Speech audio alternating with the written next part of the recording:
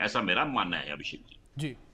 पूर्णिमा जी, मैं आपका रुख करूंगा और पूर्णिमा जी, मैं आपसे समझना चाहूंगा कि इस मुलाकात को आप किस तरीके से देख रही हैं, क्योंकि ये मुलाकात इस वक्त बड़ी अहम मानी जा रही है, क्योंकि रूस और यूक्रेन के बीच एक बार फिर से जो युद्ध है वो विध्वंसक होता हुआ नजर आ रहा है। Thank you so much for having me. नमस्ते। जैसे ये समझना हमारे लिए बहुत इम्पोर्टेंट है कि यूनाइटेड स्टेट्स अब तक जितना हमारे पास इंफॉर्मेशन है, $175 बिलियन यूक्रेन के ऊपर खर्चा कर चुके हैं।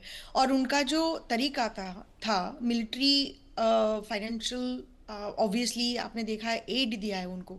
तो ये जो है ना, इट्स इन इंटरेस्टिंग टर्न। आपने देखा है कुछ दिन पहले पुतिन जी से मिले हैं और उनको व्लादिमीर बोल के बुला रहे थे। और उनके जो न्यूज़ रिपोर्ट हम लोग यहाँ पे देख रहे थे, वहाँ पे उनके हिसाब से पुतिन के जो आस्क है, उनकी जो इच्छा है, वो उनके साथ वो ट्रम्प अलाइंड थे। लेकिन एट द सेम टाइम वो बार बार कह रहे कि यूक्रेन को सपोर्ट करना जरूरी है और नेटो के साथ प्रेसिडेंट ट्रम्प अलाइंड है। अब देखो, जो कंट्री लिटरली जिनके जो एडवाइजर्स है इंडिया को टारगेट कर रहे थे, कह रहे थे कि रशिया से ऑयल खरीदने वाले ब्लड मनी कमा रहे, वही कंट्री कल आपने देखा ही होगा, प्रेसिडेंट ट्रम्प ने क्या कहा, स्पेसिफिकली कहा कि यूक्रेन वॉर से वो प्रॉफिटियरिंग कर रहे, क्योंकि वो हथियार बेच रहे नेटो को, और नेटो वो हथियार यूक्रेन वॉर पे यूज कर रहे हैं।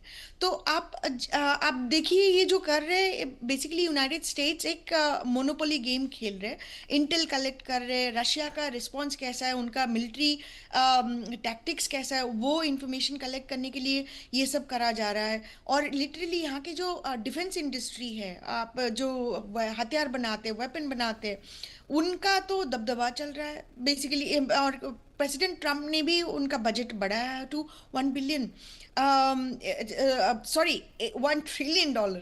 सो इट्स एन इंटरेस्टिंग सिचुएशन। जो प्रेसिडेंट हमें फोकस करके बोले थे कि पीस प्रेसिडेंट है, नोबेल प्राइज के लिए इतना कोशिश कर रहे थे, और जो डिपार्टमेंट ऑफ डिफेंस को डिपार्टमेंट ऑफ वॉर बना दिया है। और अब हम आपको क्लियरली दिख रहा है कि ये actually this is not a peace president at all.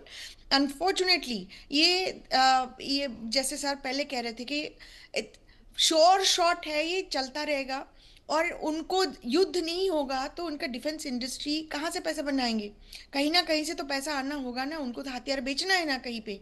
तो आज यूक्रेन का चल रहा है, कल आपका अफगानिस्तान में चलेगा, जी। परसों इंडिया में चलेगा। तो ऐसी ऐसी इनका डिफेंस इंडस्ट्री को बढ़ाते चलाना चलाना है। ये कैपिटलिस्टिक ड्रिवन है।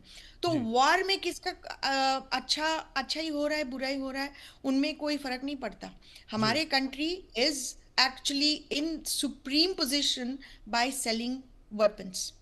जी, ठीक है। मयंक जी, दूसरी ओर फिनलैंड की चेतावनी, इसे आप किस तरीके से देखते हैं? यूरोप को रूस से जंग के लिए तैयार रहना चाहिए, ये फिनलैंड ने चेतावनी दी है। इस चेतावनी को आप किस तरीके से देखते हैं? क्या आपको कहीं से कहीं तक लगता है कि रूस जो है वो यूरोप के ऊपर हमला कर सकता है, या यूरोप और रूस के बीच जंग किसी और तरीके से हो सकती है?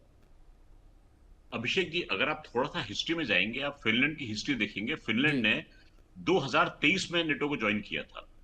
उससे पहले नेटो का रुख जो था, खाली ऑब्जर्व करते थे, उस पर कोई एक्शन नहीं होता था, और ऑब्जर्वेशन भी बड़ा ढीला ढाला ऑब्जर्वेशन था। जी। फिनलैंड ने आते ही सिक्योरिटी सिनेरियो को पूरा बदल दिया।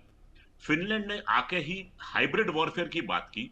उसने ये बताया कि उसके ऊपर सैबोटाज भी हो सकता है, उसके ऊपर प्रोपेगेंडा वॉरफेयर भी हो सकता है, कोई भी रूट इस्तेमाल किया जा सकता है फिनलैंड के जरिए नेटो में इन्वेस्ट करने के लिए। तो फिनलैंड ने सिक्योरिटी सिनेरियो नेटो का पूरा बदल के रख दिया था।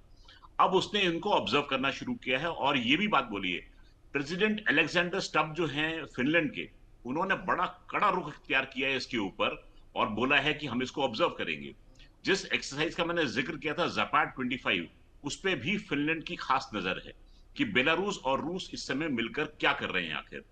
तो फिनलैंड का नजरिया जो है वो बाकी देशों से थोड़ा सा अलग, बहुत ही सख्त नजरिया लेके चल रहा है, क्योंकि जी। उसकी सोच और मानसिकता थोड़ी सी बाकी लोगों से फर्क है। तो जी फिनलैंड का कड़ा रुख जो है वो नेटो को मजबूर करेगा कि वो भी अपना रुख थोड़ा सा कड़ा रखे इसके ऊपर। जी। जी। दूसरी ओर पूर्णिमा जी, जिस तरीके से मुलाकात इस विषय होने जा रही है, इस मुलाकात को लेकर भी लगातार ये कहा जा रहा है कि ट्रंप साहब जो हैं वो मुलाकात तो लगातार कर रहे हैं, चाहे वो पुतिन हो चाहे फिर वो जेलेंस्की हो, लेकिन सबसे पहले अमेरिका का जो हित है वो देख रहे हैं ट्रंप, लेकिन इस युद्ध को रुकवाना उनकी प्राथमिकता नहीं है। कह तो रहे हैं उनका प्राथमिकता है, लेकिन मुझे तो कोई एक्शन ऐसे दिखा नहीं है जो जी सॉलिड लगे मेरे तरफ से, मेरे ऑब्जर्वेशन के ऊपर, कि actually he is interested in stopping this war. जी जैसे मैंने पहले कहा है कि यहाँ की जो बजट जो बजट है, डिफेंस बजट है, उसको एक्सपैंड किया गया है। डिपार्टमेंट ऑफ डिफेंस को रीनेम करके डिपार्टमेंट ऑफ वॉर करा गया है स्पेसिफिकली।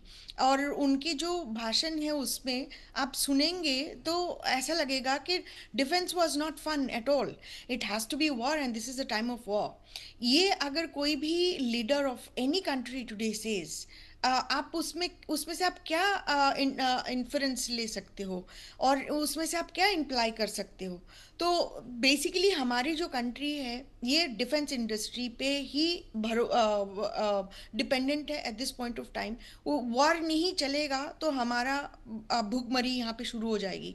तो ये जी मुझे तो नहीं लगता है कि यूक्रेन का और रशिया का ये प्रॉब्लम सॉल्व होने वाला है। अगर सॉल्व होता, ये यूरोप को सॉल्व करना चाहिए मेरे हिसाब से। At the end of the day this is their neighbour. और रूसोफोबिया जो एक फैलाया गया है वेस्टर्न मीडिया की तरफ से, यूरोप उसमें फंस गया। तो जी यूक्रेन का तो अभी खत्म हो गया, it's going to be a disaster and literally a shamshan ghat. इसका कोई बचेगा नहीं। बीच में से यूक्रेन की जेलेंस्की पैसा बनाया है, थोड़ी देर के बाद वो उधर से निकल के उनका प्राइवेट आइलैंड में जाके अच्छे से वाइन सिप करेंगे, जहाँ पे उनके जो लोग हैं डिस्प्लेस्ड होके मर के अपने कंट्री को बचाने की कोशिश कर रहे हैं।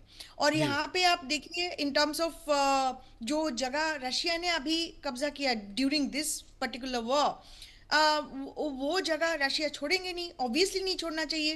Because it is actually we have to understand, हम this is not a Ukraine Russia war at all. मैं तो कहती हूँ ये यूएस ड्रिवन यूक्रेन को प्रॉक्सी वॉर बना के रशिया के अगेंस्ट खड़ा कर दिया है। और eight the end of the day Ukrainians lost everything and Ukraine lost everything. अभी जो रशिया के पास वो 15-20% जगह जो गया है वो रशिया क्यों देंगे? क्योंकि उसको उकसाया गया है। यूक्रेन तो अभी बोल नहीं रहे कि मैं नेटो के पास पार्ट नहीं रहूंगा और एक्सेट्रा लाइक दैट।